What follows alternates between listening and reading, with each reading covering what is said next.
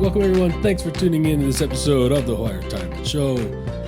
Just a quick little bonus episode here. I just want to do a little PSA just to touch on the federal workers. I know some who were working remotely were forced to return to work or resign, and there's a little severance there. And then I think there was some federal worker cuts in addition to that outside of the remote workers.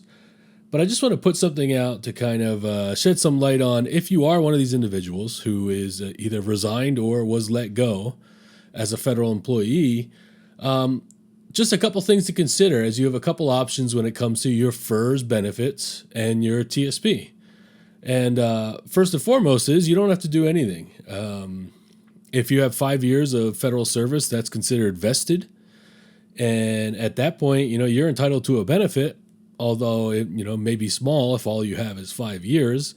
But when you're able to collect sometime later on, probably around the age of 62, that FERS benefit, it will be available to you, and you don't have to do anything if you want to collect that benefit. Now, if you leave and you think you're never going to return to federal work, I would think long and hard about that and make sure that is the case. But if that is the case, then you can actually pull out your contributions to the federal employee retirement system, right, which would have been your FERS benefit.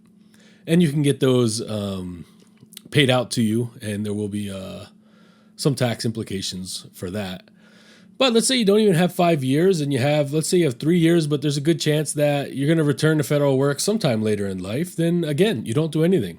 Just leave your benefits there. And when you return to federal work, federal service, then the clock should start back up again. Now, I'm saying all this, I don't know the exact specific circumstances and agreement with the severance and what that all entails. But from what I can gather, you're not going to lose your years of service, and you can, get hired again in the federal workforce, and those years will still count. As far as your TSP, if you are no longer, a federal worker, you have two options really. You can just leave it there if you like your investments, and the TSP has some great investments there, some low cost funds. Just leave it, let it ride, and it can continue to grow. Or if you prefer, you want to consolidate and you don't think you're going to return to federal service, then you can always roll it over into your new employer's retirement plan, like a 401k or whatever that might be, or to an IRA, right?